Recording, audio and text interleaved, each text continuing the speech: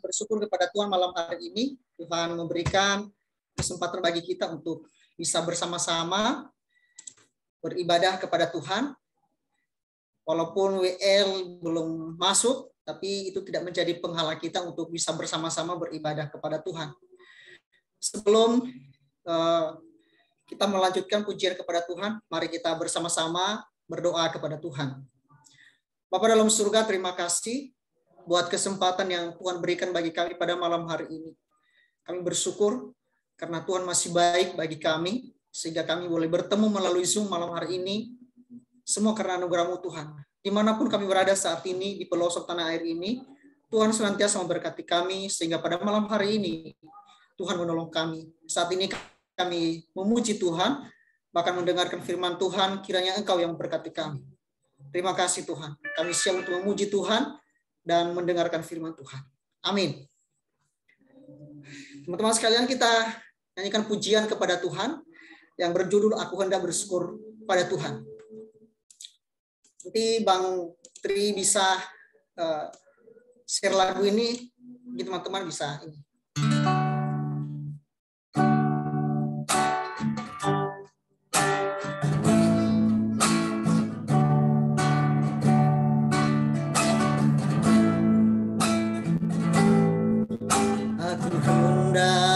Bersyukur pada Tuhan karena keadilan-Nya dan bermasmur bagi nama Tuhan yang maha tinggi. Ya Tuhan,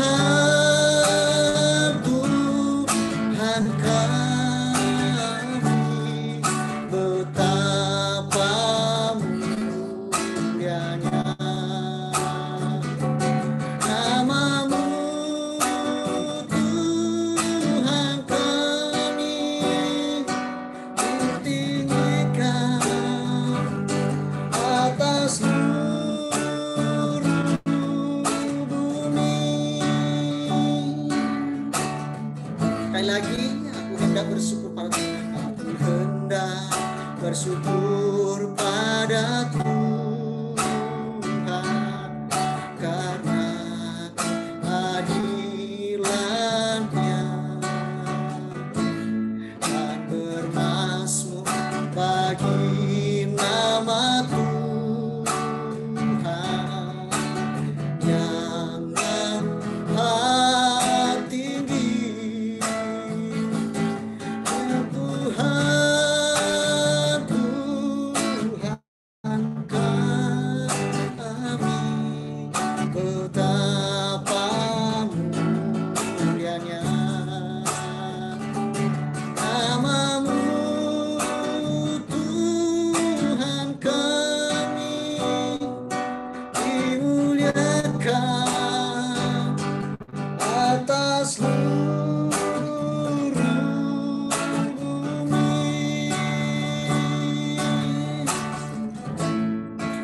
sekali lagi pujian ini. Nanti selanjutnya saya serahkan kepada hambanya untuk bisa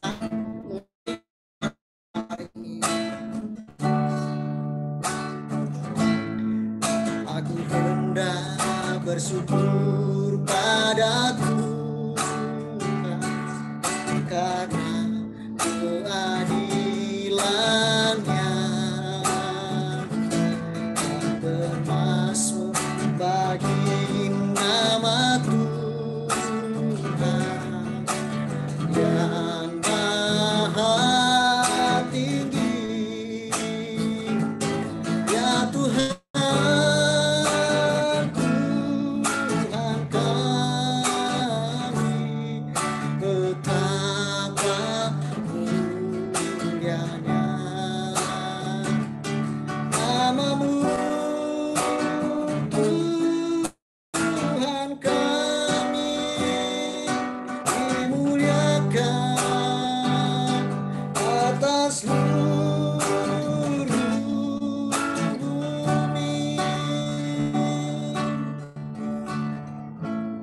Kepada hambanya, saya persilakan untuk bisa langsung menyampaikan firman Tuhan. Kita berdoa. Kami mengucap syukur Tuhan pada malam hari ini boleh bertemu melalui Zoom ini. Sepanjang hari Tuhan telah tolong kami, dan itu semua bukan karena kekuatan kami. Kami boleh menikmati berkat Tuhan yang telah Tuhan sediakan bagi kami, mulai dari kami buka mata hingga sampai pada malam hari ini. Terima kasih Tuhan, di saat ini kami mendengar firman Tuhan. Mampukan kami untuk memahami firman-Mu ya Tuhan. Memberkati ya Tuhan jaringan yang ada dan alat teknologi yang kami pergunakan untuk mendengar firman Tuhan ini. Bapa di surga, biarlah Tuhan melindungi dan memimpin kami dari awal hingga sampai akhirnya nanti. Dalam nama Tuhan kami, Yesus Kristus, kami berdoa mengucap syukur. Amin. Shalom untuk kita semua. Ya, dari tempat yang jauh saya menyapa kita, teman-teman. Salam kenal, senang bertemu dengan teman-teman semua yang ada di dalam persekutuan OSBK ini tentunya. Dan yang kedua, selamat bergabung kepada teman KC Aritonang yang sudah bersama ibadah di malam hari ini, dan juga teman-teman yang lain tanpa terkecuali. Pertama-tama berterima kasih kepada Tuhan atas penyertaannya hingga sampai kita boleh bertemu walaupun lewat via Zoom, dan terima kasih kepada sesi kerohanian dan teman-teman semua yang telah memberi kesempatan bagi saya untuk menyampaikan renungan firman Tuhan. Baik teman-teman, seperti kata mengatakan tak kenal maka tak sayang, maka saya memperkenalkan diri. Nama saya seperti yang tertera di apa itu, di pengumuman, nama saya Vanul Namajibua. Saya dari Nia Selatan di Kecamatan Gomo. Mungkin teman-teman ada yang tahu. Dan saya biasa dipanggil Vano.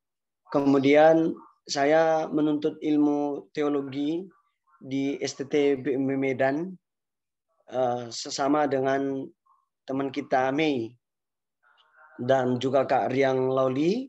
Kami sama-sama sependidikan di tempat yang sama, dididik, diajar di tempat yang sama. Maka izinkanlah saya pada malam hari ini untuk membawa renungan bagi kita semua. Teman-teman, kita buka Alkitab kita di dalam Ulangan pasal 6. Ayat 10 sampai ayat 15.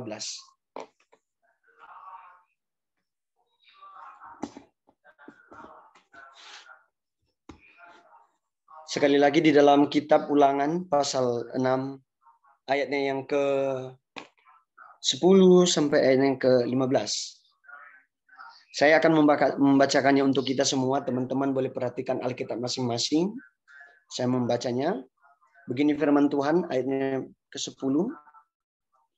Maka apabila Tuhan Allahmu telah membawa engkau masuk ke negeri yang dijanjikannya dengan sumpah kepada nenek moyangmu, yakni Abraham, Ishak, dan Yakub, untuk memberikan kepadamu kota-kota yang besar dan baik yang tidak kau dirikan, rumah-rumah penuh berisi berbagai-bagai barang baik yang tidak kau isi, sumur-sumur yang tidak kau gali, kebun-kebun anggur dan kebun-kebun zaitun yang tidak kau tanami, dan apabila engkau sudah makan dan menjadi kenyang, maka berhati-hatilah supaya jangan engkau melupakan Tuhan yang telah membawa kamu keluar dari tanah Mesir, dari rumah perbudakan. Engkau harus takut akan Tuhan Allahmu. Kepada Dia haruslah engkau beribadah, dan demi namanya haruslah engkau bersumpah. Janganlah kamu mengikuti Allah lain dari antara Allah bangsa-bangsa sekelilingmu, sebab Tuhan Allahmu adalah Allah yang cemburu di tengah-tengahmu, supaya jangan bangkit murka Tuhan Allahmu terhadap engkau, sehingga Ia memunahkan engkau dari muka bumi. Terpujilah Tuhan yang mempunyai firman ini, dan berbahagialah kita, hamba-hamba Tuhan dan teman-teman semua telah membaca dan bersama-sama dengan saya untuk nantinya merenungkan firman Tuhan ini serta melakukannya dalam kehidupan kita sehari-hari. Teman-teman, ini nas yang telah saya sediakan, yaitu Ulangan pasal 6 ayat 10 sampai ayat 15. Maka saya sediakan tema berdasarkan nas ini yang telah saya pilih, yaitu ibadah adalah sebagai gaya hidup. Lebih efisien, lebih pembahasannya lebih tepat seperti itu ya. Cuma yang tertulis ibadah sebagai gaya hidup, tapi tidak masalah. Ibadah sebagai gaya hidup sama juga kalau disebut ibadah adalah sebagai gaya hidup. Teman-teman, fungsi daripada membahasakan tema ini sama seperti sandal. Sandal sebagai alat atau sebagai alas kaki. Oke. Demikian juga kalau kita membahasakan ibadah sebagai gaya hidup. Artinya adalah bahwa ibadah ini harus menjadi gaya hidup kita. Gaya hidup itu adalah sesuatu yang dikerjakan secara berulang-ulang dalam keseharian. Itu yang disebut gaya. Teman-teman semua, kita berbicara tentang ibadah. Menurut teman-teman, ibadah itu seperti apa? Apa definisi ibadah yang teman-teman tahu? Kalau boleh jawab, satu orang saja saya butuh.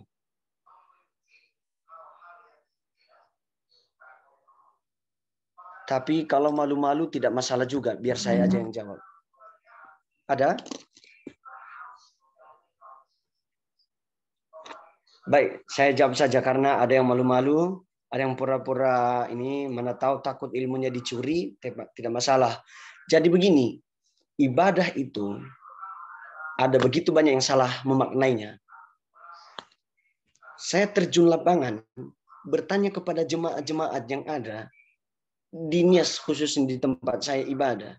Saya tanya arti daripada ibadah. Ibadah yang dimengerti. Saya tidak tahu kalau teman-teman nanti juga menemukan hal yang sama. Ini yang kita bangun. Ibadah dimengerti adalah sesuatu yang dikerjakan hanya di hari Minggu, di hari Jumat, atau di ibadah-ibadah yang diselenggarakan seperti ibadah rumah tangga dan lain sebagainya. Artinya setiap ada pertemuan di gereja, hanya itulah yang dimengerti adalah ibadah.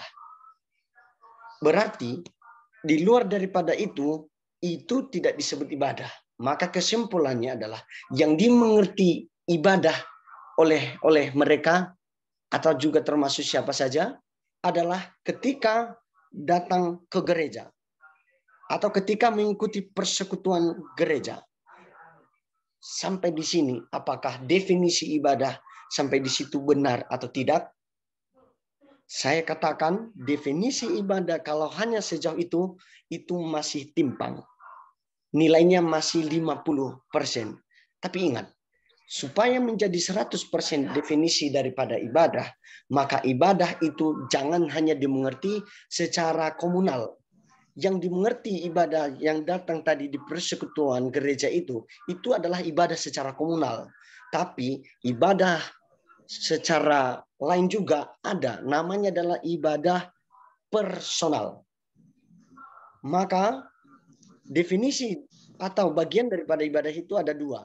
Ibadah secara komunal, yaitu yang dilaksanakan di hari-hari Minggu, di hari Jumat, atau di kegiatan-kegiatan gereja. Lalu juga ada ibadah personal adalah kita pribadi. Hari-hari kita yang kita kerjakan, itu juga ibadah. Sampai di sini, definisi ibadah itu adalah penyataan rasa bakti kita kepada Allah yang kita wujudkan, baik ketika mengikuti gereja, kegiatan gereja atau ibadah yang diselenggarakan di gereja, maupun juga kehidupan kita sehari-hari, baik dari tutur kata, pikiran, dan tingkah laku kita, itu juga semua dikategorikan adalah ibadah. Kembali lagi bahwa ibadah itu adalah penyataan rasa bakti kita kepada Allah yang kepadanya kita beri pengagungan baik yang kita lakukan secara komunal, yaitu bersama-sama dengan yang lain datang di gereja, dan juga secara personal, yaitu yang kita kerjakan setiap hari, baik dari tutur kata, pikiran, dan tindakan, itu disebut ibadah. Sejauh itu ibadah yang saya mengerti dan yang saya pahami. Jadi teman-teman, ketika terjun di pelayanan, kenalilah baik-baik apakah jemaatmu mengerti baik-baik tentang ibadah atau tidak. Karena mengerti ibadah secara benar, maka mempengaruhi tindakan kita juga akan menjadi benar. Cap bahwa kalau orang tidak mengerti ibadah secara benar, maka tindakannya pun tidak akan pernah menjadi benar. Kenapa banyak orang melakukan hal-hal buruk? Ya, kenapa? Karena mereka tidak mengerti arti daripada ibadah itu sendiri. Mereka pikir hanya kalau datang gereja, baru di situ namanya ibadah. Kalau hari-harinya enggak, itu bukan ibadah. Nah, makanya mereka di hari-harinya suka melakukan kehendaknya sendiri tanpa melibatkan Tuhan, melakukan hal karena mereka pikir hari-hari itu pun bukan ibadah. Ini adalah sesuatu yang salah. Sebagai hamba-hamba Tuhan, kita perlu memberitahukan hal-hal ini. Teman-teman yang STT boleh sampaikan kepada jemaatmu nanti di mana pelayanan. Kepada teman-teman yang di luar juga boleh. Sebagai perenungan pribadi, sampaikan keluarga bahwa ini ternyata ibadah itu. Bukan hanya sekedar datang bergereja saja, tapi hari-hari kita. Baik, kita kembali kepada kitab yang kita bahas. Itu di dalam Ulangan tadi. Kita membahas latar belakang kitab ini.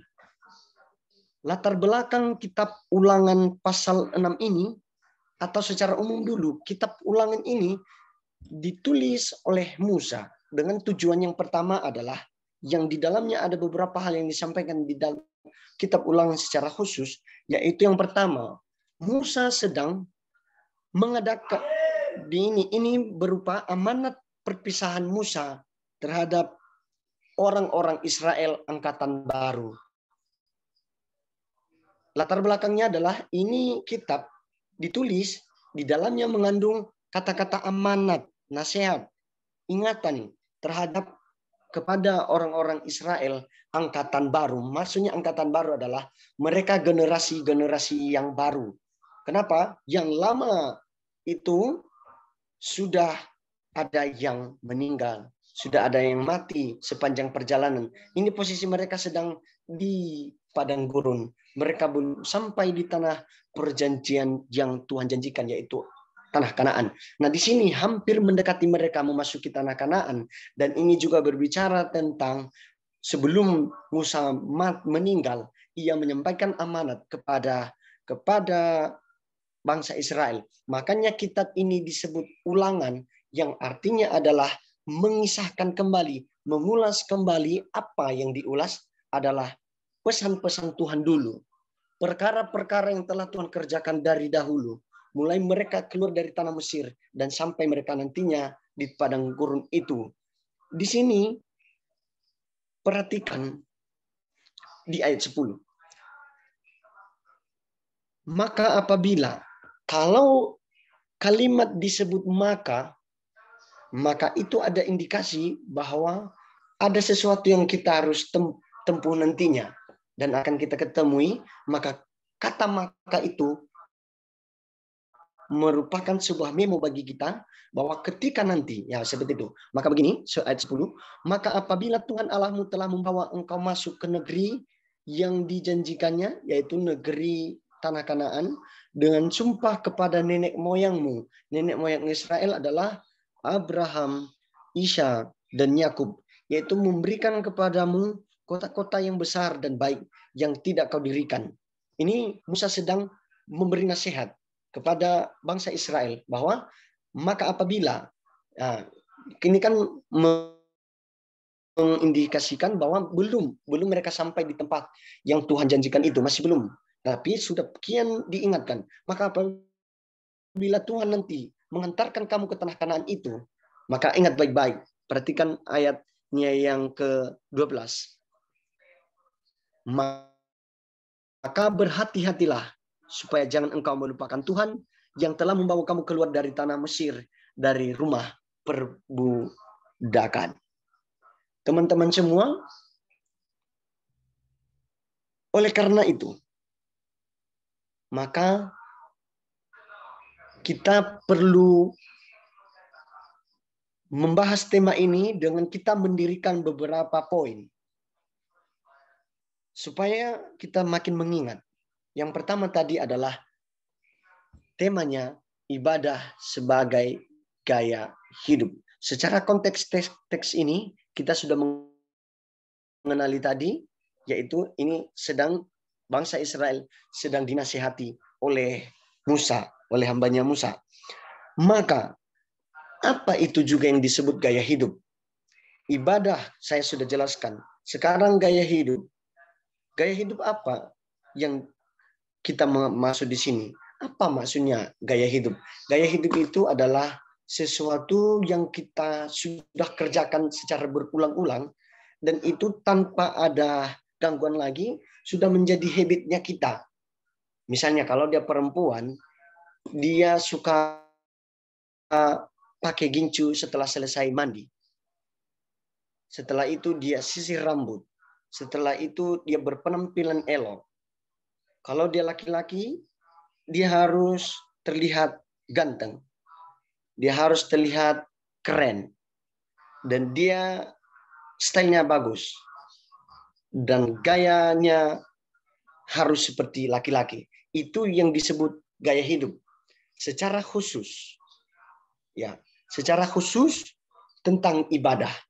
Ibadah sebagai gaya hidup.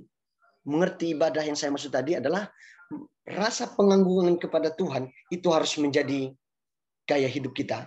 Artinya adalah menyatakan rasa hormat kepada Tuhan haruslah menjadi gaya hidup kita. Artinya menghormati Tuhan setiap saat, setiap waktu, setiap hari harus dikerjakan oleh umat Tuhan. Ini yang disebut, yang saya maksud dengan tema ini adalah ibadah adalah sebagai gaya hidup. Sampai di sini teman-teman boleh mengerti ya. Nanti kalau boleh sharing-sharing lagi kita akan tambahkan. Ibadah sebagai gaya hidup clear sampai di sini. Yang kita mengerti ibadah sebagai gaya hidup adalah mengagungkan Tuhan haruslah menjadi ketetapan bagi anak-anak Tuhan. Untuk melakukannya setiap hari dan itu tidak hanya untuk satu hari. Tidak hanya untuk hari Minggu, tapi setiap saat, setiap menit, setiap jam harus melakukan ibadah. Ibadah kepada Tuhan tentunya. Maka teman-teman, apabila ibadah menjadi gaya hidup orang percaya, ingat ini baik-baik. Apabila ibadah menjadi gaya hidup anak-anak Tuhan, maka ukuran yang kita pakai itu dapat kita nilai dia dari wujud nyata kehidupannya. Kalau seseorang itu dia menjadi itu sebagai gaya hidupnya, maka akan terlihat jelas dari kehidupannya sehari-hari, dari gaya hidupnya. Gaya hidupnya seperti apa? Apakah gaya hidup yang memberontak, buruk dan lain sebagainya? Enggak. Tapi gaya hidup yang berkualitas. Ingat, kalau ibadah sudah menjadi gaya hidup orang muda atau kita-kita semua, maka itu ukurannya dapat dinilai daripada kehidupan kita. Kehidupan yang dimaksud bukan kehidupan yang buruk, tapi kehidupan yang berkualitas. Maka saya mengajak kita malam hari ini mengenali kehidupan yang berkualitas itu. Ingat, kita mampu memiliki kehidupan yang berkualitas hanya apabila kita sudah beribadah secara benar. Dan ibadah yang secara benar kita kerjakan itu akan menjadi gaya hidup kita, lalu dapat diwujud nyatakan daripada kehidupan kita yang berkualitas. Ada dua hal poin penting yang nantinya kita menjadi bahan perenungan. Kehidupan yang berkualitas itu, gaya hidup yang berkualitas itu, yang pertama adalah bertindak hati-hati. Ukuran kualitas dari kehidupan seseorang adalah bertindak hati-hati. Ini poin pertama. Bertindak hati-hati. Perhatikan ayat 12 tadi yang sudah kita baca tadi. Maka berhati-hatilah. Ada kata hati-hati ya. Maka berhati-hatilah supaya jangan engkau melupakan Tuhan yang telah membawa kamu keluar dari tanah Mesir, dari rumah perbudakan. Bertindak hati-hati. Poin pertama ini mengajarkan kita bahwa orang yang memang sudah beribadah secara benar, dilihat dari kehidupannya yang berkualitas, yaitu yang pertama adalah dia dalam hidupnya selalu bertindak hati-hati, tidak ceroboh, tidak gegabah. Secara khusus kepada bangsa Israel diingatkan oleh Musa supaya mereka itu harus bertindak hati-hati. Kenapa? Kalau mereka tidak bertindak hati-hati, maka mereka akan melupakan Tuhan. Anak-anak Tuhan pun demikian. Kalau kita tidak bertindak hati-hati, kalau kita bertindak dengan ceroboh, maka kita sudah tidak mau melibatkan Tuhan lagi. Kita pasti melupakan Tuhan. Kita membelakangi Tuhan, maka kita lebih kepada egoisnya kita, arogansinya kita, tanpa melibatkan Tuhan lagi. Kita mau memutuskan ini, tidak mau memikirkan Tuhan berkenan atau tidak. Maka dengan demikian, orang-orang yang tidak bertindak hati-hati, dia senantiasa tidak mau melibatkan Tuhan dalam hal yang dia kerjakan. Tapi orang yang bertindak hati-hati selalu melibatkan Tuhan dalam hal apapun yang ia kerjakan. Ya. Kita masing-masing anak muda punya perencanaan-perencanaan yang kita bangun. Punya cita-cita semua. Tapi itu kalau tidak melibatkan Tuhan, itu juga semua adalah tindakan yang tidak hati-hati. Kebanyakan anak-anak muda jatuh. Kebanyakan anak-anak muda jatuh ke pergaulan buruk. Karena kenapa? Tidak bertindak hati-hati. Lebih cenderung kepada niat hati, apa kata hati, dibanding apa kata Tuhan. Teman-teman semua, cara supaya kita bertindak hati-hati itu, apa yang harus kita kerjakan agar kita itu bisa bertindak hati-hati? Cara supaya kita mampu bertindak secara hati-hati adalah tidak lain dan tidak bukan harus bergantung seutuhnya pada firman Tuhan. Teman-teman, Kak Marcelin Gea, boleh buka di dalam Yosua pasal 1 ayat 8, bacakan juga.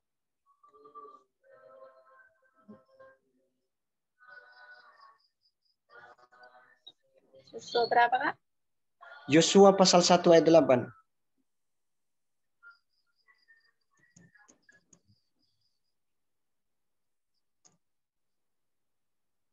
Dapat?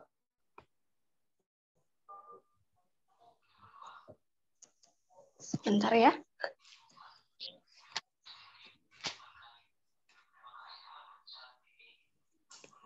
Atau kitab Yosua-nya sudah hilang?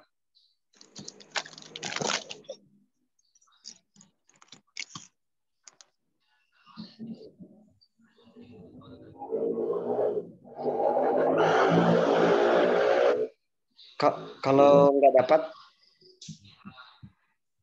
atau udah dapat? Yosua pasal berapa? Pasal 1 ayat 8. Yosua pasal 1 ayat 8. Betul. Janganlah engkau lupa memperkatakan kitab Taurat ini, tetapi renungkanlah itu siang dan malam, supaya engkau bertindak hati-hati sesuai dengan segala yang tertulis di dalamnya. Sebab dengan demikian, perjalananmu akan berhasil dan engkau akan beruntung. Ya, terima kasih Kak. Teman-teman semua, poin pertama tadi bertindak hati-hati. Itu uji daripada kualitas kita kehidupannya. Kalau kehidupan kita berkualitas, maka dari situ terlihat juga adalah kita punya tindakan yang berhati-hati. Itu ukuran kualitas. Lalu bagaimana caranya kita supaya memiliki kehidupan yang bertindak hati-hati? Itu harus dilandaskan dengan firman Tuhan. Harus selalu bergaul erat dengan Alkitab, dengan firman Tuhan. Karena kenapa? Di dalam Alkitab kita mendapat pengajaran. Kalau misalnya kita lirik cewek-cewek cantik, ini khusus kaum laki-laki, oh tiba-tiba ternyata dia pacar orang, oh ini melanggar hukum Taurat ke-10. kamu jangan mengingini milik sesamamu seperti itu. Oh iya betul. Maka saya jangan lakukanlah karena ini firman Tuhan tidak kehendaki. Kan seperti itu. Karena memang Alkitab catat hal-hal yang berguna untuk kita supaya kita bertindak di hati, maka kita harus melakukannya. Ingat, hanya satu cara supaya kita mampu bertindak hati-hati, yaitu dengan sering bergaul erat dengan firman Tuhan. Lalu bagaimana mungkin kita boleh bertindak hati-hati kalau kita membaca Alkitab saja itu musiman? Maka dengan demikian, apa di dalam ayat 8 pasal Yosua pasal 1 ini adalah jangan lupa memperkatakan kitab Taurat, Alkitab maksudnya siang dan malam. Oke? Maka dengan demikian, tindakan hati-hati itu, tindakan kita, dan agar kita bertindak hati-hati, itu harus bergaul erat dengan firman Tuhan. Dengan catatan-catatan yang ada di dalam Alkitab. Maka teman-teman percayalah, ketika semakin hari, semakin banyak engkau membaca Alkitab, dalam tindakanmu juga, engkau akan dipimpinnya. Engkau akan dituntunnya. Pasti ditolongnya. Ditegurnya di saat salah, dituntunnya ke jalan yang benar, diajarinya, dan dibimbingnya. Itu tercatat di dalam 1 Timotius pasal 3 ayat 16 kalau saya tidak salah. Bahwa segala tulisan yang diilhamkan oleh Allah bermanfaat untuk mengajar, mendidik, menegur kesalahan, menyatakan kebenaran, dan mendorong kita kepada jalan yang benar. Seperti itu kalimatnya. Maka begini, di poin pertama ini, maka apabila bertentangan dengan firman Tuhan, jangan sekali-sekali melakukannya. Tetapi kalau dikenan oleh firman Tuhan, maka lakukanlah. Tindakan hati-hatimu itu ditentukan kamu bergaul erat dengan firman Tuhan atau tidak. Kalau kita bisa bertindak secara hati-hati, itu dipengaruhi oleh ibadah kita. Oke? Ibadah tadi pengertiannya adalah penghormatan kepada Tuhan. Dan kita bisa bertindak hati-hati karena kita dipimpin oleh ibadah kita yang benar tadi. Oke?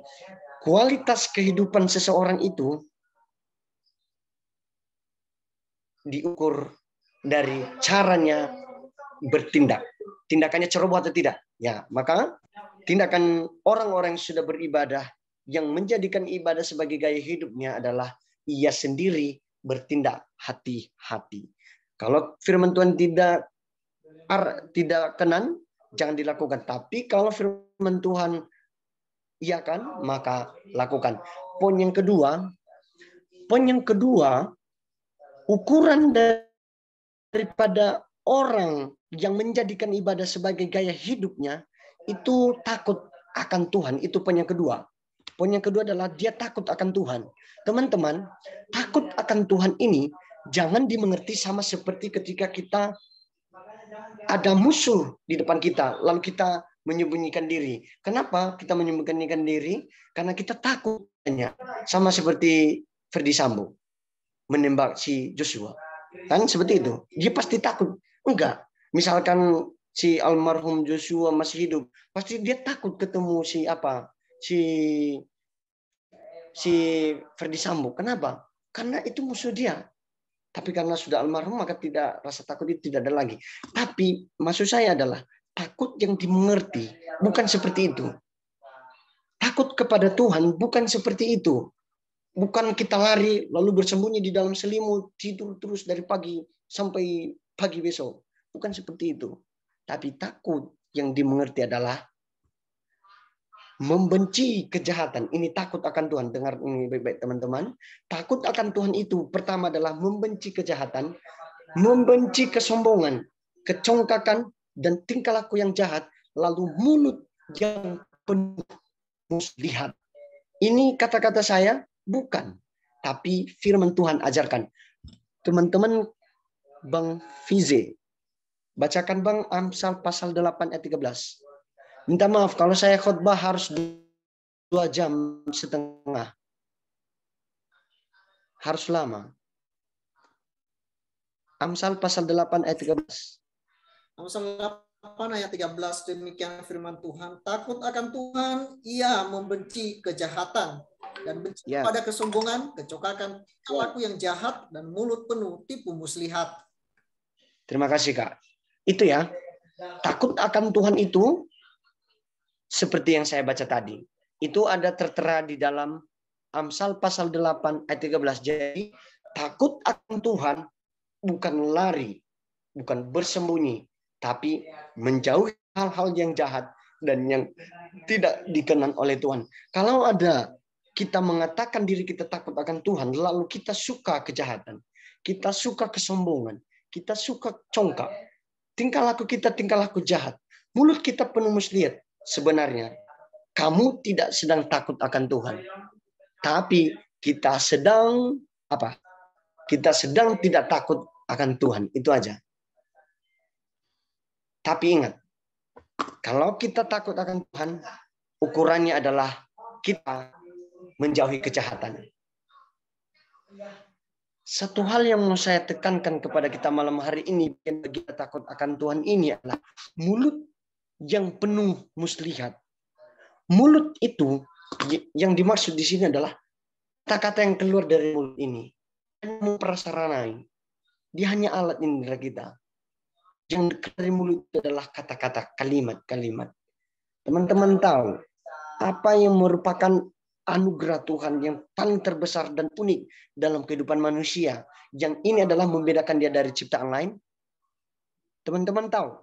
Pasti tidak tahu. Biar saya kasih tahu. Yaitu adalah ketika kita sanggup berkata-kata, sanggup bersuara, sanggup berkomunikasi. Binatang lain, ciptaan lain tidak sanggup berbahasa seperti kita. Teman-teman boleh sebutkan I love you? Coba hidupkan mic-nya. Bisa sebutkan I love you? I love you. Nah, mantap. Itu keunggulan kita. Yang sebut itu tadi, itu keunggulanmu daripada yang lain.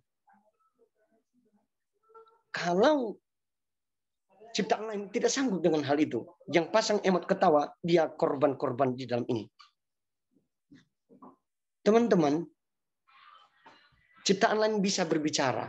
Itu karena digurui, dimuridkan. Tapi tidak selayaknya kita manusia. Manusia bisa katakan bahasa, merangkai kata-kata, merangkai puisi. Mana ada jerapah rangkai kata-kata puisi? Mana ada buaya, kecuali buaya ya. Kalau buaya dia suka merangkai kata-kata gombal. Tidak ada di sini. Ya, maksud saya adalah membawa kita dalam pemahaman yang baik. Tadi takut akan Tuhan itu tidak suka dengan mulut yang penuh muslihat. Artinya adalah kita punya bakat, kita punya karunia yang daripada Tuhan, yaitu kemampuan kita berbicara. Maka teman-teman, pergunakanlah mulut ini. Pergunakanlah kata-kata ini dengan kata-kata yang baik. Jangan kata yang jahat. Lagi muslihat. Tipu muslihat. Ini merajalela di mana-mana. Ingat, anugerah paling terbesar yang paling membedakan kita dari yang lain adalah kemampuan kita berkata-kata. Nah, harus di ini. Maka dengan demikian, teman-teman yang terkasih dalam nama Tuhan Yesus, teman-teman OSBK ya, Orahua Niae Keriso. Saudara-saudara, kita anak-anak Tuhan generasi yang sedang dibentuk, dipersiapkan oleh Tuhan untuk menjadi generasi yang membawa orang lain kepada Kristus. Ingat ini, jangan sampai pernah lari dari nama organisasi ini. Kalau kata-kata kita, kata-kata yang buruk selalu keluar, dan tidak ada pernah kata-kata yang baik, tidak menjadi berkat, maka saya suruh keluar besok dari organisasi ini. Tidak tepat di organisasi OSBK orang-orang demikian. Dia tidak takut Tuhan. Yang harus ada di dalam OSBK adalah orang yang takut akan Tuhan. Takut akan Tuhan, maka jangan di dalam organisasi.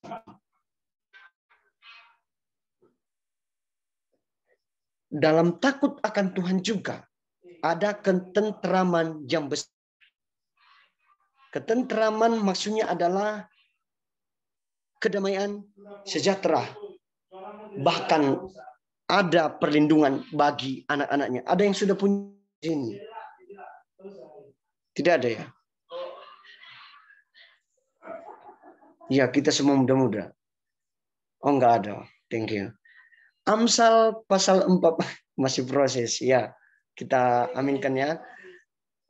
Di dalam Amsal 14 ayat 26, di situ juga ditambahkan tentang takut akan Tuhan ini. Orang yang takut akan Tuhan itu hidupnya tentram pastinya. Dia akan tentram. Makan tentram, tidak pelahap. Semua tentram dalam hidup tentram. Lalu ada perlindungan bukan hanya untuk dirinya sendiri, tapi juga bagi anak-anaknya. Maka percayalah, kalau masih muda ini, masih single ini, kamu takut akan Tuhan, anak-anak kita nanti akan juga terlindungi. Ada ketentraman. Jangan menghayal ya teman-teman. Maksudnya ada waktunya nanti. Tapi ingat, yang mau saya sampaikan adalah bahwa takut akan Tuhan itu didasari oleh ibadah kita yang benar kepada Tuhan. Kalau orang tidak ibadah kepada Tuhan, itu hidupnya tidak pernah takut akan Tuhan. Tidak pernah mau takut akan Tuhan itu. Tapi karena dia tahu ibadah, lalu menjadikan itu gaya hidupnya sehari-hari, maka dia juga disertai oleh takut akan Tuhan. Takut akan Tuhan adalah menghormati Tuhan, melakukan kehendak Tuhan, dan menjauhi larangan Tuhan. Teman-teman yang terkasih, tema kita tadi kita kembali adalah ibadah sebagai gaya hidup orang muda. Bisa saja seperti itu. Ibadah adalah sebagai gaya hidup anak-anak OSBK. Ibadah adalah sebagai gaya hidup anak-anak muda yang di dalam Zoom ini. Maka kalau ibadah sudah menjadi gaya hidup kita, artinya ibadah kita lakukan sehari-hari, kita terlihat jelas nanti dari tindakan kita. Tindakan kita bukan tindakan yang ceroboh, tapi tindakan yang berhati-hati, tindakan yang tepat. Lalu kedua, terlihat juga dari hidup kita, yaitu kita takut akan Tuhan. Demikian jauh pemberitaan firman Tuhan pada malam hari ini, teman-teman yang terkasih. Berbahagialah kita yang sudah mendengar firman Tuhan. Mari kita tundukkan kepala dan kita berdoa. Bapa di surga, terima kasih kami telah merenungkan firman pada malam hari ini. Mengajari kami supaya kami, anak-anak muda, menjadikan ibadah adalah sesuatu yang prioritas dalam hidup kami. Menjadikan ia sebagai gaya hidup kami. Dan ketika ibadah sudah menjadi gaya hidup kami, terlihat jelas nantinya ya Tuhan dalam tindakan kami yang bertindak sangat hati-hati. Yang artinya kami selalu melibatkan Tuhan dalam tindakan kami.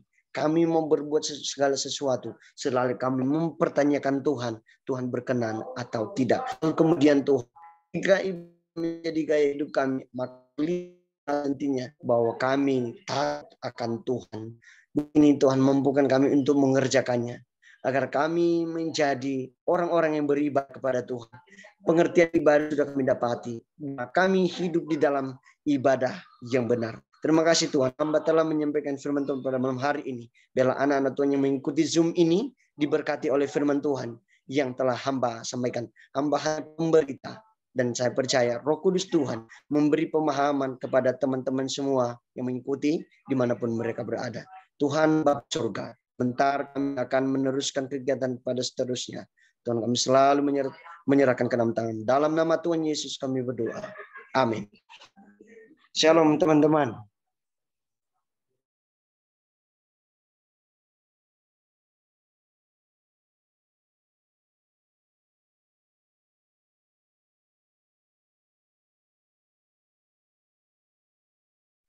Saya kembalikan kepada WL. Oke, baik, terima kasih atas firman Tuhan yang memberkati kita semua pada malam hari ini. Kiranya diberkati Tuhan hambanya yang sudah menyampaikan baik dalam studi cita-cita maupun masa depan, dan kita yang sudah diberkati oleh firman Tuhan senantiasa juga diberkati oleh Tuhan. Untuk selanjutnya apakah ini doa atau bagaimana? Saya serahkan kepada Angti untuk bisa melanjutkan, karena lupa apa yang selanjutnya gini loh. Apa yang selanjutnya yang kita lanjutkan ini saya tidak memahaminya. Jadi mungkin Mbak Tri bisa melanjutkan apakah ini doa syafaat atau bagaimana. Saya ragu untuk melanjutkannya. Silakan Bang Tri. Baik, terima kasih hambanya dan Bang CJ. Kita langsung doa syafaat dulu ya, doa syafaat. Saya serahkan kepada Kak Onde untuk memimpin kita. Silakan.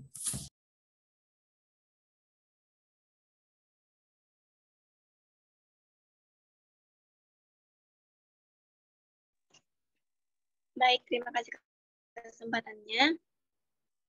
Shalom semuanya teman-teman. Seperti biasa, jika pokok doa dari teman-teman yang ingin sampaikan boleh melalui chat ataupun dengan membuka mute-nya ya.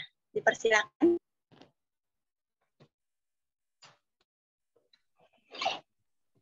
Dari saya, Kak. Oke. Hari Senin, tanggal 5 sampai 6 itu, kami teman-teman tingkat akhir akan ujian skripsi. Teman-teman boleh doakan. Yang pertama, pelangsungan ujiannya boleh berjalan dengan baik nantinya, diberi cuaca yang baik. Bahkan yang kedua, persiapan kami yang diuji.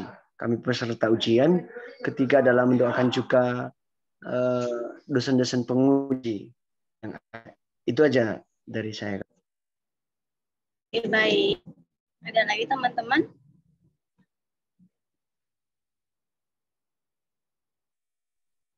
Mungkin dari saya Kak Onde. Oke, silakan. Intip doa, WL kita ternyata mamanya sakit. Mama Katiara, Tiara Hareva, mamanya sakit. Jadi gimana?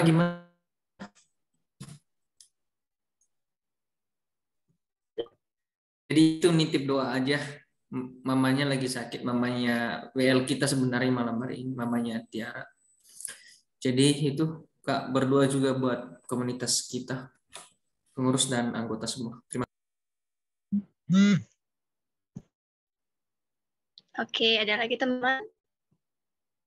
Ya, untuk dari saya ya, kita bantu doa untuk orang tua saya, khususnya Bapak di Nia, supaya Tuhan terus memberkati dan menolong.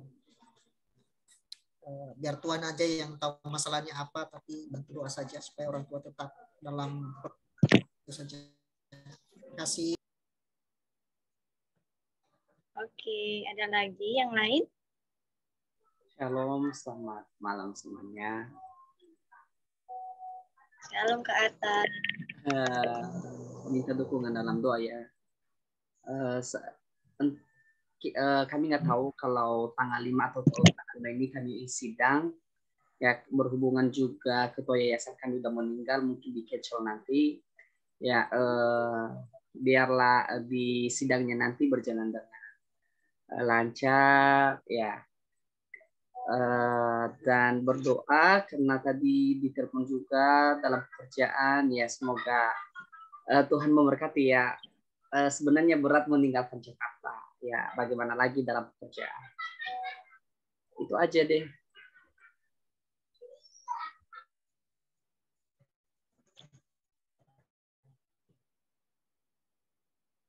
Oke, ada lagi teman-teman?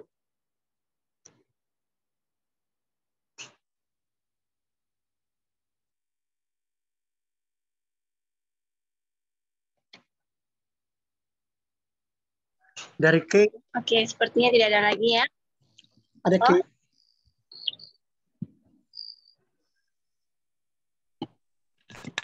Ya. Dari Kak Kekian?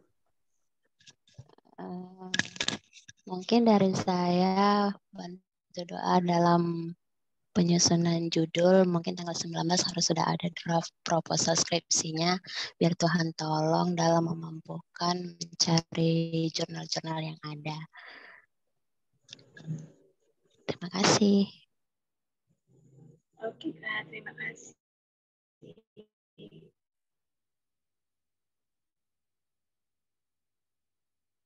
Oke, Kak Seinda.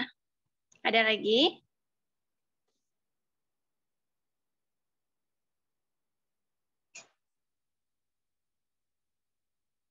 Kayaknya cukup, Kak.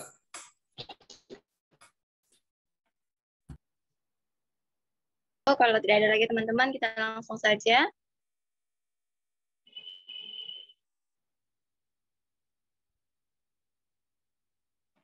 Oke, mari kita bersatu dalam doa. Bapak, terima kasih atas segala kasih karunia Tuhan dalam kehidupan kami, Bapak. Sepanjang satu hari ini, Engkau telah bersama kami, melindungi kami, dan selalu beserta kami, Tuhan, dalam menjalani kehidupan kami ini.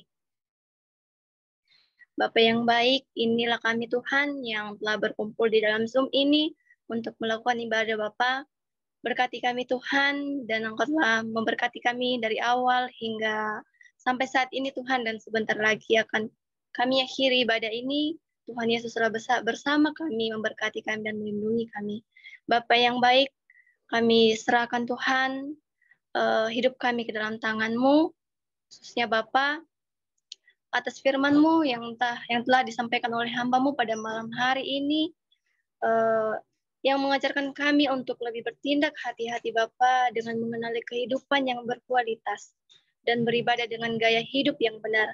Bapa yang baik, kami serahkan hidup kami Bapa, kiranya Engkau yang selalu mengajar kami, agar kami lebih lagi mengenal firman Tuhan dan lebih dekat kepadamu ya Bapa. Ya Tuhan Yesus, pada malam hari ini Tuhan, kami membawakan pokok-pokok doa kami Bapa, mungkin dari teman-teman kami semuanya, untuk saudara kami, atau nama sebuah Bapa yang mungkin pada hari Senin akan sidang skripsi Tuhan. Kiranya semuanya berjalan dengan baik Bapa, Engkau memberkati siapanya, juga untuk semua dosen-dosen penguji Tuhan, Engkau berkati, sehingga semuanya dapat berjalan dengan lancar. Dan juga Tuhan, kami berdoa untuk saudari kami, Tiara Harefa Tuhan, yang orang tuanya atau mamanya Tuhan, pada saat ini dalam keadaan sakit. Kami angkat tangan Tuhan, kiranya Engkau menjamah, menyembuhkan Bapa, sehingga keluarga mereka Tuhan bersukacita dan lebih dekat lagi kepadamu. Dan apapun segala penyakit yang ada Tuhan, Engkau berkati obat-obat Tuhan yang mungkin digunakan. Bapak yang baik, kami juga berdoa buat saudara kami, Bang Fize, orang tuanya Tuhan, Engkau berkati, apapun masalah dalam keluarga Tuhan, apapun problem, Engkau memberkati selalu memberikan jalan keluar Tuhan, sehingga keluarga hamba-Mu ini selalu terberkati dan menjadi teladan dan panutan bagi orang-orang Tuhan. Terima kasih Bapak, terima kasih Yesus. Kami juga berdoa untuk saudara kami, Arta, yang mungkin akan ke depannya akan menjalani sidang skripsi juga Tuhan. Engkau berkati persiapannya, Engkau berkati segala apapun yang diperlukan Tuhan, sehingga semua dapat berjalan dengan baik dan dapat menyelesaikan studinya dengan baik Tuhan. Dan juga kami berdoa buat saudari kami Kezia, yang sebentar lagi juga Tuhan akan mempersiapkan untuk penyusunan proposal. Kiranya Engkau memberkati Tuhan, memberkati persiapan, memberikan kekuatan kesehatan Tuhan, sehingga mampu untuk melaksanakan dan menyusun segala persiapan untuk proposal ke depan Tuhan. Apa yang baik, kami juga menyerahkan komunitas OSBK ini ke dalam tangan Tuhan. Kiranya OSBK dan komunitas ini bisa menjadi berkat Tuhan bagi semua orang. Dan terutama juga Tuhan untuk pengurus-pengurus yang mungkin baru bergabung Tuhan, kiranya Engkau memberkati dan berikanlah kami Tuhan suatu kerjasama yang baik Tuhan untuk memajukan OSBK ini, terutama memuliakan nama Tuhan dan membesarkan nama-Mu Tuhan. Terima kasih Bapak, terima kasih Yesus. Dan juga kami berdoa untuk saudara kami, Raffi Hulu, yang mungkin yang sakit pada saat ini Tuhan. Engkau berkati, Engkau sembuhkan, Engkau jamah Tuhan. Dan juga dalam penyusunan proposal Engkau berkati juga Tuhan. Bapak yang baik, kami juga berdoa untuk kami semua Tuhan dalam komunitas SBK ini, khususnya untuk kami yang sudah bergabung dalam Zoom pada malam hari ini Tuhan, kami serahkan hidup kami ke dalam tangan-Mu, baik kami yang mungkin masih dalam sekolah, dalam kuliah Tuhan, maupun yang sudah bekerja. Engkau berkati kami Tuhan, Engkau berkati studi kami, sehingga kami mampu melaksanakan Tuhan dan menjalaninya dengan baik. Dan kami juga berdoa buat masa depan kami semuanya Tuhan, untuk baik itu jodoh ataupun yang lainnya Tuhan, kami serahkan ke dalam tangan Tuhan. Kiranya Engkau yang mempersiapkan Tuhan untuk kami, dan Tuhan lebih tahu apa yang kami perlukan dan kami butuhkan. Terima kasih Tuhan, terima kasih Yesus. Inilah doa dan permohonan kami pada malam hari ini, dan yang melayani Engkau juga Tuhan pada malam hari ini, kiranya Engkau tambah-tambahkan berkat kasih karunia-Mu Tuhan, sehingga hamba-hamba-Mu bisa lebih lagi Tuhan untuk memuji memuliakan nama-Mu dan berdampak bagi semua orang. Terima kasih Tuhan, terima kasih Yesus. Inilah doa kami yang telah kami panjatkan kepada-Mu Tuhan. Janganlah kehendak kami, melainkan apa yang Kau kehendaki dalam kehidupan kami. Terima kasih Yesus, di dalam nama Tuhan Yesus Kristus kami telah berdoa dan mengucap syukur. Haleluya. Amin. Saya kembalikan pada WL.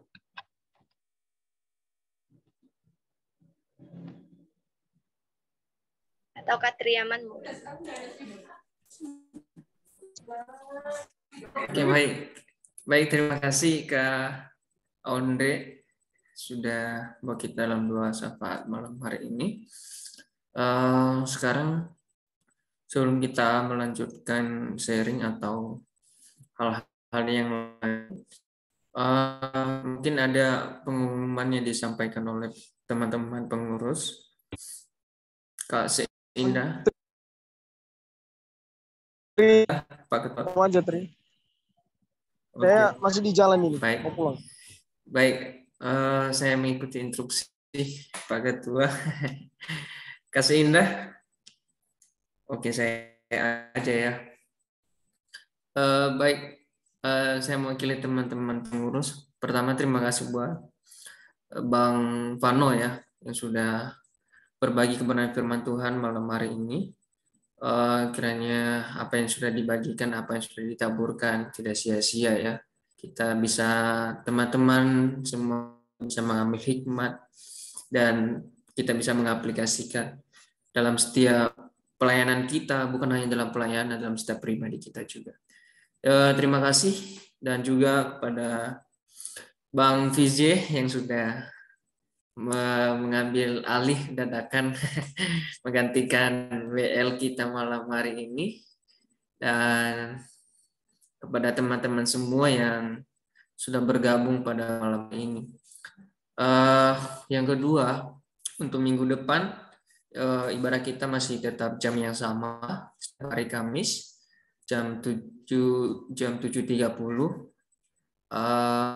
Untuk petugas-petugasnya akan diinformasikan atau dihubungi satu persatu teman-teman nanti yang akan bertugas oleh pengurus atau dari si kerohanian. Mungkin ada teman-teman yang mau bergabung, saudara-saudara, teman, pacar, mantan diajak untuk bergabung di komunitas kita, silakan ya, terbuka ya.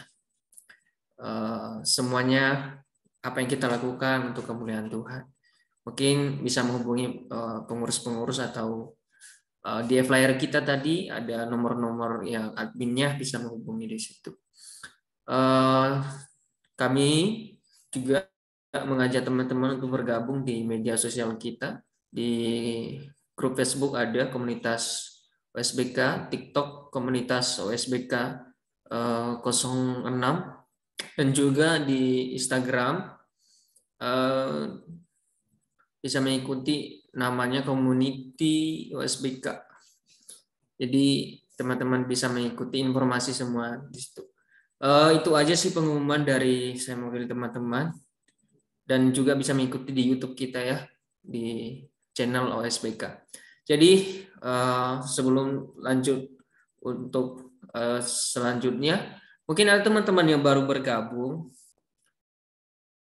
Ada teman-teman yang baru bergabung. Saya menyambut baik dulu ya dari Kesia Aritona, orang Sumatera ini pasti. Silakan Kak memperkenalkan diri dulu Kak, biar kita kenal semuanya. Kami senang bergabung di malam hari ini. Silakan Kak. Ini perkenalannya nama saja. Ya pokoknya tentang pribadi lah ya Kak ya, biar kita apa ya saling kenal gitu. Boleh lah hal yang lain kan boleh. Shalom semuanya. Perkenalkan, nama saya Kiza Kristina Boraritonang. Saya dari Fakultas Kehutanan Universitas Sumatera Utara, Stambuk 2019. Terus apa lagi ya? Semester berapa sekarang Kak? Semester 7. Oh. Status mahasiswa ya? Mahasiswa. Baik, terima kasih Kak. Selamat bergabung, senang bisa kenal dan bergabung dengan kita malam hari. Tahu OSBK dari mana, Kesia? Story-nya Om Vano. Oh. Terima kasih Bang Vano sudah mengajak ya teman-teman kita. Sekali lagi salam kenal buat Kak Kezia. Salam kenal, salam sehat. Bang Desta ini saya sudah kenal sih, tapi ya Bang Desta. Halo Bang Desta.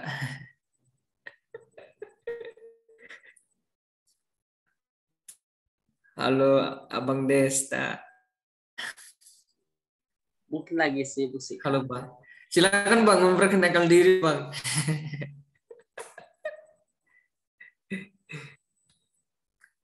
Saya Desta. Oke lah ya. Terima kasih Bang Desta sudah bergabung. Ini mungkin saya sudah kenal, mungkin ada teman-teman yang belum kenal juga.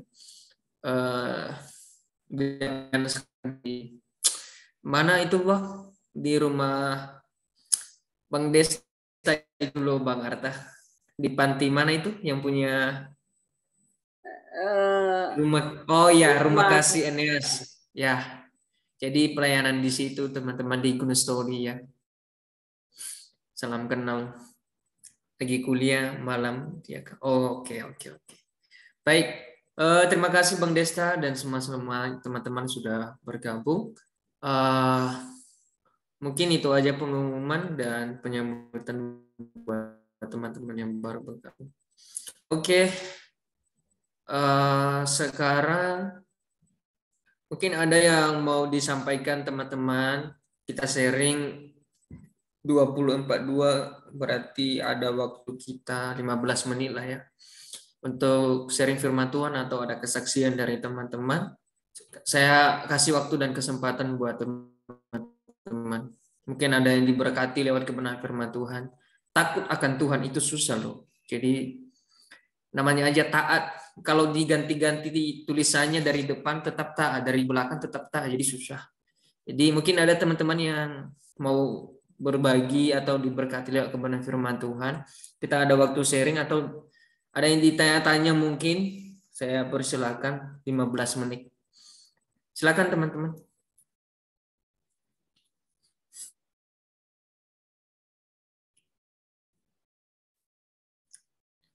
Ayo Bang Arta, mulailah. Apa Bang? Mulai. Apanya yang aku mulai? Taran. Ayolah. Iya katri entar su aman kita. Oh cari ayatnya, oke siap. Karena ini diminta kesaksian ya atau pengalaman hidup katri sama aku. Kalau untuk mau bersaksi sih, baik saya akan mau menyaksikan bagaimana kesetiaan Tuhan di dalam hidup saya. Karena ini juga tema kita pada malam hari ini, ibadah sebagai gaya hidup ya. Kita sebagai orang Kristen mempunyai gaya hidup masing-masing ya. Kita mempunyai gaya hidup masing-masing yang berbeda-beda. Saya akan mau menyaksikan bagaimana kasih Tuhan sepanjang masa di dalam kehidupan saya. Ya, teman-teman, saya hanya bisa berkata Tuhan Yesus itu baik, sangat baik di dalam hidup saya. Ya, pasti kita sudah merasakan bagaimana kasih dan kesetiaan Tuhan di dalam kehidupan kita. Saya akan mau menyaksikan bagaimana cinta Tuhan semenjak saya ada di STT di Jakarta, itu sangat luar biasa. Selama 4 tahun itu sangat-sangat menyedihkan ya. Pas kemarin tanggal 31 Agustus saya 4 tahun di Jakarta, dan itu semuanya karena anugerah Tuhan di dalam kehidupan saya. Ya, semenjak saya ada di STT itu nggak terasa ya. Yang saya pas masuk di bangku kuliah dan saya bisa mengakhirinya dengan baik, ya itu semua karena kemurahan Tuhan ya, bukan karena kekuatan saya, kepintaran saya, itu semua karena kemurahan Tuhan di dalam kehidupan saya. Ya.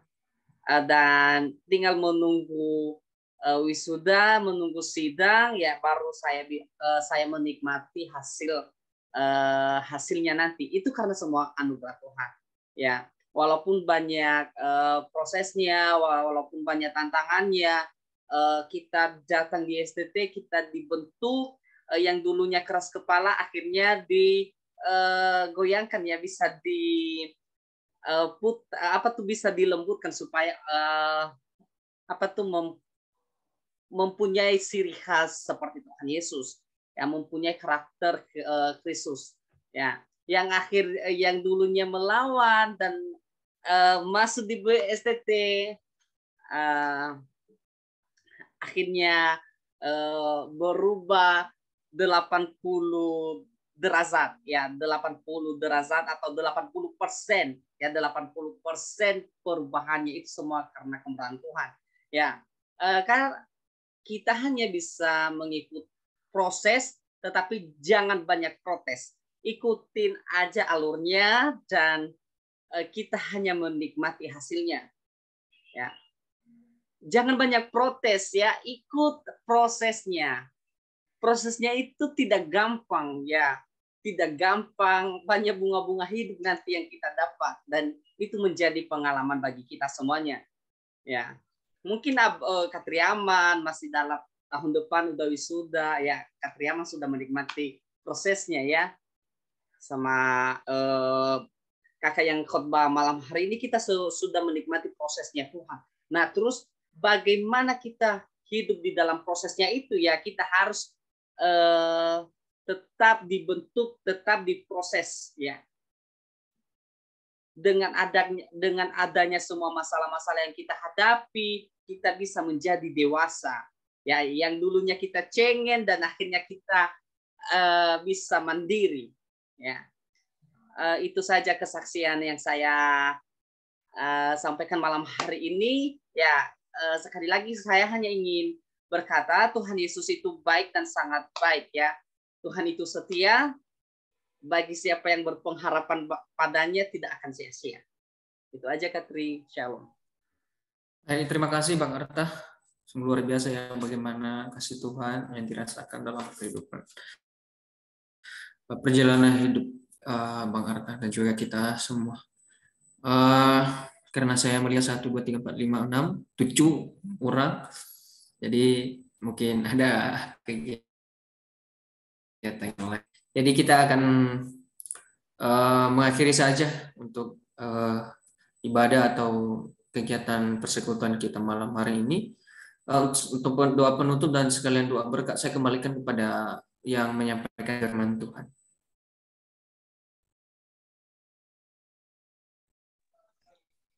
Baik, kita berdoa. Demikianlah rangkaian ibadah kami pada malam hari ini ya Tuhan. Terima segala hormat dan kemuliaan baik telah kami terima, biarlah itu kami menjadikan ia sebagai pelajaran bagi kami dan untuk kehidupan kami seterusnya. Tuhan bimbing, Tuhan pimpin kami untuk menjalani hari-hari kami seterusnya. Tuhan, sebentar. Kami akan kembali kepada kegiatan kami seterusnya. Kami mohon kepadamu, Engkau menyertai kami selalu. Teman-teman yang terkasih, kita terima berkat daripada Allah dan terimalah berkat daripada Allah Bapa, kasih karunia di dalam Yesus Kristus, dan cinta kasih persekutuan yang manis di dalam Roh Kudus senantiasa bersama-sama dengan kita dari dulu, sekarang, dan sampai selama-lamanya. Amin. Terima kasih Abang Dah, teman-teman semua. Sampai ketemu. Oke, Bang. Memberkati. Salam.